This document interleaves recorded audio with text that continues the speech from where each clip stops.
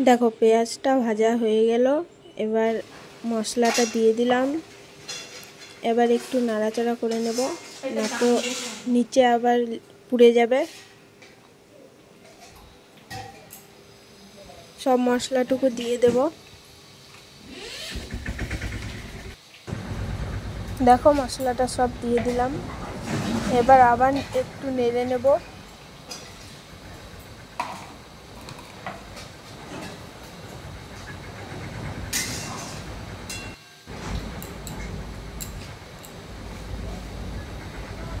এবার এর মধ্যে লবণ দিয়ে দিলাম।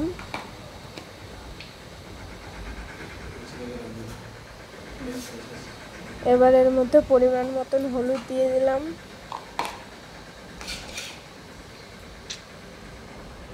লবণটা তোমরা তোমাদের মতন দিতে পারো।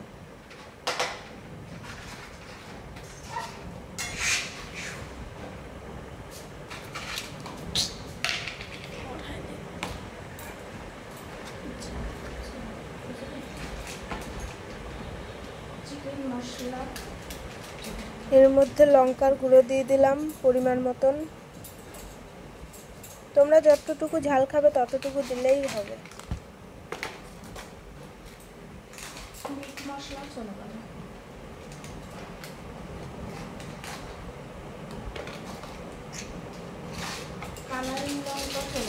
আমরা একটু বেশি ঝাল খাই, তাই জন্য একটু বেশি দেওয়া।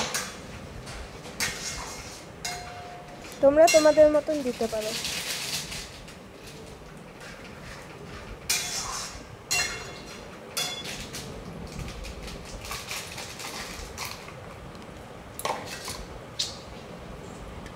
টমেটোগুলো দিয়ে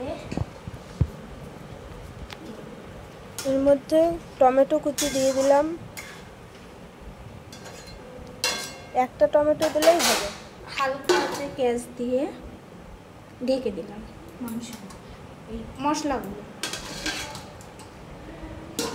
আমরা কিন্তু আলুটা আগে ভেজে নিয়েছিলাম। এবার দেখো মশলাটা কষিয়ে মাংস দেওয়ার সময় ভিডিওটা করা হয়নি। এবার মাংসটা দিয়ে কষিয়ে নিলাম। খুব সুন্দর হয়েছে কষানোটা।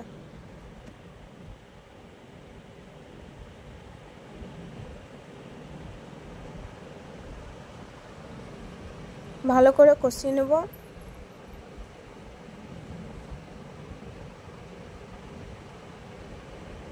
এবার জল দিয়ে দিলাম পরিমাণ মতন।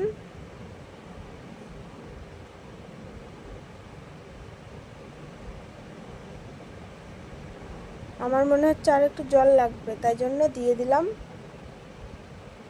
তোমরা তোমাদের মতন দিতে পারো।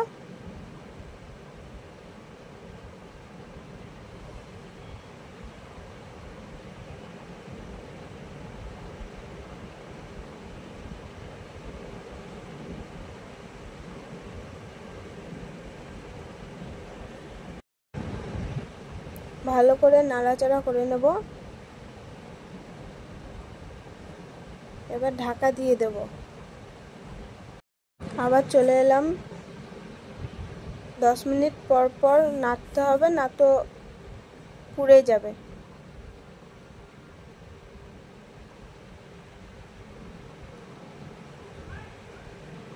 দেখতে পাচ্ছ কালারটা কত সুন্দর হয়েছে।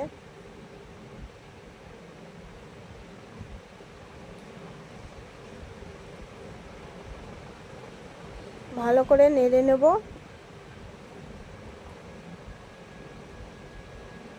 দেখো কত সুন্দর কালারটা এসেছে।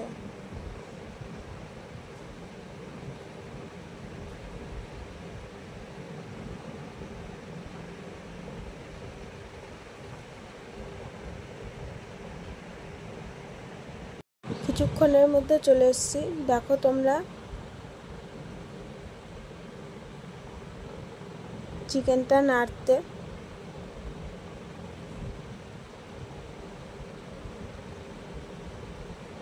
দেখো গাইস কালারটা কত সুন্দর এসেছে।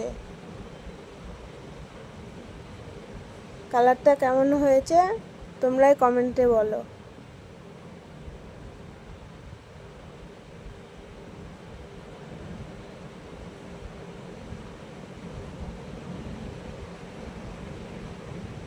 তোমরাও এরকম করে চেষ্টা করতে পারো, অবশ্য খেতে ভালোই হবে।